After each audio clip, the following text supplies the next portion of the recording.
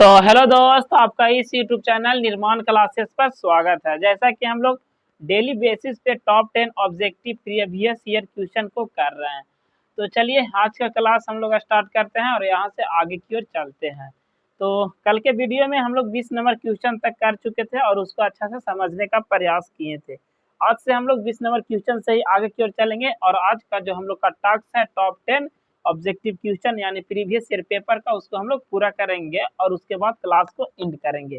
तो चलिए स्टार्ट करते हैं अपना क्लास को। कह रहा है 20 नंबर क्वेश्चन क्या कह रहा है टिहरी बांध, क्या दोस्त, टिहरी बांध निर्माण का उद्देश्य क्या था, यानी कि जो टिहरी बांध बांधा गया है उस बांध का उद्देश्य क्या था। ऑप्शन ए में क्या है, बिजली उत्पादन, बी में आपका है भूमि सिंचाई, सी में है जल आपूर्ति और इनमें से सभी। तो इसका राइट आंसर क्या होगा दोस्त, इसका राइट आंसर हो जाएगा ऑप्शन नंबर डी, क्या इनमें से सभी, इसका क्या होगा राइट आंसर होगा। यानी कि जो बांध बांधा गया था टिहरी बांध का जो उद्देश्य क्या है, तो इनमें से सभी है कि क्या क्या है, बिजली उत्पादन भी है आपका, और क्या भूमि सिंचाई भी, और जल आपूर्ति, यानी कि लोगों के लिए जल की सुविधा आपूर्ति मिलनी चाहिए।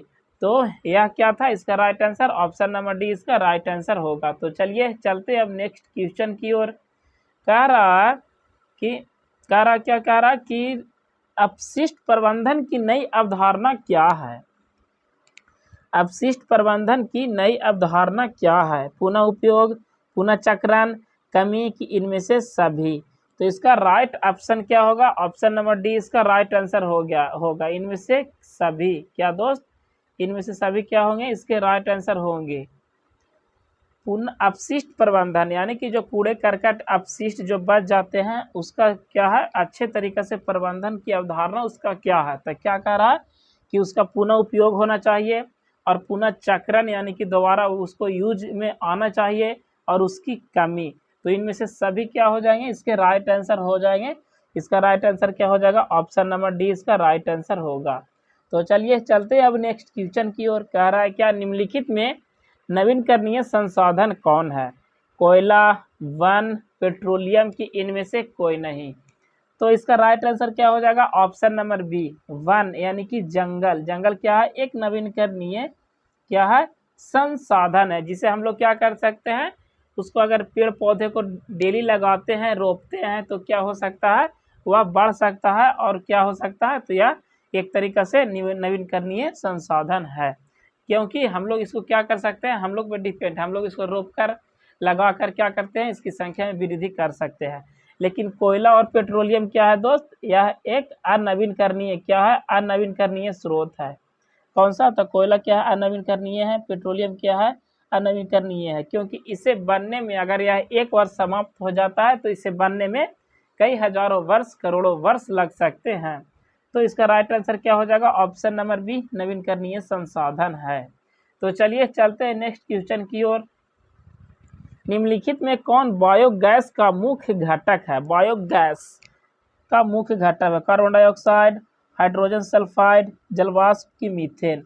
तो इसका राइट आंसर क्या होगा दोस्त, इसका राइट आंसर हो जाएगा ऑप्शन नंबर डी, कौन सा, तो मीथेन क्या है, तो बायोगैस का क्या है घटक है। मीथेन का सूत्र आप बताइएगा, क्या दोस्त मीथेन का सूत्र क्या होता है, तो CH4 किसका सूत्र होता है, मीथेन का सूत्र होता है, जिसमें यानी बायोगैस में मात्रा इसकी कितना होती है, तो 50% से 75% के बीच इसका मात्रा होता है, किसमें, तो बायोगैस में, किसका, तो मीथेन का, जिसका फॉर्मूला क्या होता है, CH4 होता है।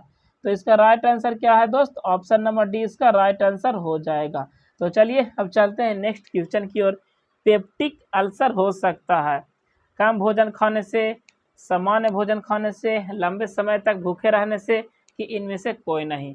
तो इसका राइट आंसर क्या होगा, ऑप्शन नंबर सी, लंबे समय तक अगर आप भूखे रहते हैं तो आपको अल्सर की शिकायत हो सकती है। पेप्टिक अल्सर मीन्स क्या हो सकता है, तो अल्सर मीन्स एक प्रकार का घाव हो जाता है, क्या जब अधिक समय तक भूखे आप रहते हैं तो आपके पेट में पेप्टिक अल्सर हो सकता है।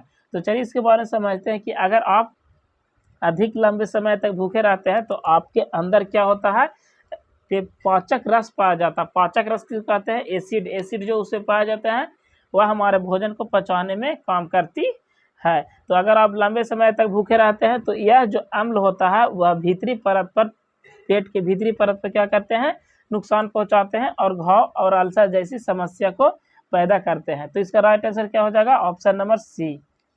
अब चलिए चलते हैं नेक्स्ट क्वेश्चन की ओर। नेक्स्ट क्वेश्चन को हम लोग समझते हैं। किरणों के समूह को कहते हैं प्रकाश पुंज, किरण पुंज, ए और बी दोनों की इनमें से कोई नहीं। तो इसका राइट आंसर क्या होगा दोस्त, ऑप्शन नंबर सी। तो चलिए समझते हैं क्या, तो चलिए समझते हैं। किरणों के समूह को यानी कि प्रकाश की किरण जो है, एक किरण को, किरण सबसे पहले समझिए किरण किसे कहते हैं। तो एक सरल रेखा में गमन करता है प्रकाश, उसी को हम लोग क्या कहते हैं, किरण कहते हैं।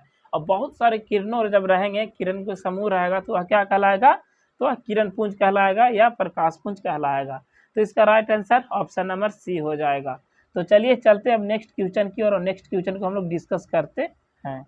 26वां नंबर हम लोग का क्वेश्चन क्या कह रहा है, प्रकाश की किरणें गमन करती है किसी भी दिशा में, बी तिरछी रेखा में, सीधी रेखा में, कि इनमें से कोई नहीं। तो इसका राइट आंसर क्या हो जाएगा, ऑप्शन नंबर सी। तो प्रकाश की किरण जो है दोस्त हमेशा सीधी रेखा में चलता है। और प्रकाश का चाल कितना होता है, निर्वात में पूछे तो आपको से पूछ लेगा ऑप्शन में कि निर्वात में प्रकाश की चाल कितना होता है। तो आप क्या लगाइएगा, 3 × 10⁸ मीटर पर सेकेंड। क्या 3 × 10⁸ मीटर पर सेकेंड। तो एक बार फिर से, प्रकाश क्या चलता है, तो एक सीधी रेखा में क्या करता है दोस्त, गमन करता है। इसका right answer option number C हो जाएगा। तो चलिए चलते अब नेक्स्ट क्वेश्चन की ओर। अवतल दर्पण किस प्रकार का दर्पण है, अभिसारी, अपसारी, अभिसारी की अभिसारी तथा अपसारी दोनों की इनमें से कोई नहीं। तो सबसे पहले समझिए कि अभिसारी, अपसारी और क्या होता है। तो अभिसारी क्या करता है दोस्त, तो प्रकाश, जब प्रकाश की किरण किसी बिंदु स्रोत पर आती है तो क्या करता है अभिसारी, यह एक जगह पर एकत्रित कर देता है, एक जगह पर प्रकाश को सिकोड़ने का कार्य करता है। यानी प्रकाश किरण को एक बिंदु पर इकट्ठा करता है कौन, तो अभिसारी, अभिसारी दर्पण। और जो अपसारी दर्पण होता है वह प्रकाश किरण को क्या करता है, फैलाने का कार्य करता है। क्या, तो बिखरने का कार्य करता है, फैलाने का कार्य करता है, उसको अभिसारी, अपसारी कहते हैं। और लेकिन जो सिकोड़ने का काम करता है, एक बिंदु पर इकट्ठा करने का काम करता है, उसको क्या कहते हैं, उसको अभिसारी करते हैं। तो अवतल दर्पण का नेचर क्या होता है दोस्त, यह क्या करता है, तो प्रकाश की किरण को इकट्ठा करने का कार्य करता है, यानी कि एक प्रकार का यह क्या है, तो अभिसारी दर्पण है। तो इसका right answer option number B हो जाएगा। अब चलिए चलते हैं नेक्स्ट क्वेश्चन की ओर। कार की हेडलाइट में निम्नलिखित में किस प्रकार के दर्पण का उपयोग किया जाता है। तो इसका राइट आंसर क्या हो जाएगा, ऑप्शन में है उत्तल दर्पण, बी में है अवतल दर्पण, सी में है समतल दर्पण, की इनमें से कोई नहीं। तो जो कार के हेडलाइट में है, हेडलाइट मीन्स क्या दोस्त, जो कार या हम लोग क्या चलाते हैं, बाइक चलाते हैं, उसके आगे की ओर जो बॉल जलता है, वह क्या बल्ब जलता है, रोशनी निकलती है, वह क्या रहता है, उसमें दर्पण लगा होता है। कौन सा दर्पण होता है, तो वह होता है अवतल दर्पण। कौन सा दर्पण, अवतल दर्पण। और साइड मिरर के रूप में हम लोग जो इसको यूज करते हैं वह कौन सा दर्पण होता है, वह दर्पण होता है उत्तल दर्पण। तो यहाँ कार में पूछ रहा है तो कार के लिए क्या हो जाएगा, अवतल दर्पण का प्रयोग किया जाता है। इसका right answer option number B होगा। अब चलिए चलते हैं नेक्स्ट क्वेश्चन की ओर। अवतल दर्पण की फोकस दूरी क्या होती है। ऑप्शन ए में है धनात्मक, बी में है ऋणात्मक, सी में है ए और बी दोनों यानी कि धनात्मक ऋणात्मक दोनों, और डी में है इनमें से कोई नहीं। तो इसका राइट आंसर क्या हो जाएगा, ऑप्शन नंबर सी। अवतल दर्पण का फोकस दूरी क्या होता है, तो ऋणात्मक होता है। और उत्तल दर्पण का क्या होता है, तो धनात्मक होता है। अवतल दर्पण का क्या होता है दोस्त, ऋणात्मक होता है, और उत्तल के लिए क्या होता है, फोकस दूरी धनात्मक होता है। तो इसका राइट आंसर क्या हो जाएगा, ऑप्शन नंबर बी इसका राइट आंसर हो जाएगा। क्या होता है, तो ऋणात्मक होता है। तो इसके लिए उत्तल दर्पण के लिए भी आप याद रखिए क्या होता है, धनात्मक होता है। तो चलिए अब चलते हैं नेक्स्ट क्वेश्चन की ओर। किस दर्पण से हमेशा वस्तु से छोटा प्रतिबिंब बनता है। हाँ दोस्त, ओनली क्या बोल रहा है, केवल छोटा। तो समतल दर्पण में तो बराबर प्रतिबिंब बन जाता है, और अवतल दर्पण के लिए अगर बोले तो क्या सभी तरह का प्रतिबिंब बनाता है। अवतल दर्पण सभी तरह का प्रतिबिंब, लेकिन जो उत्तल दर्पण होता है इससे केवल आभासी, सीधा और कैसा, तो छोटा प्रतिबिंब बनाता है। आभासी कैसा होता है, हमेशा सीधा होता है, और यह क्या करता है, हमेशा छोटा प्रतिबिंब बनाता है। तो इसका राइट आंसर क्या हो जाएगा, ऑप्शन नंबर सी इसका राइट आंसर होगा। क्या, ऑप्शन नंबर सी इसका राइट आंसर हो जाएगा। तो कौन सा दर्पण जो हमेशा छोटा प्रतिबिंब बनाता है, उत्तल दर्पण।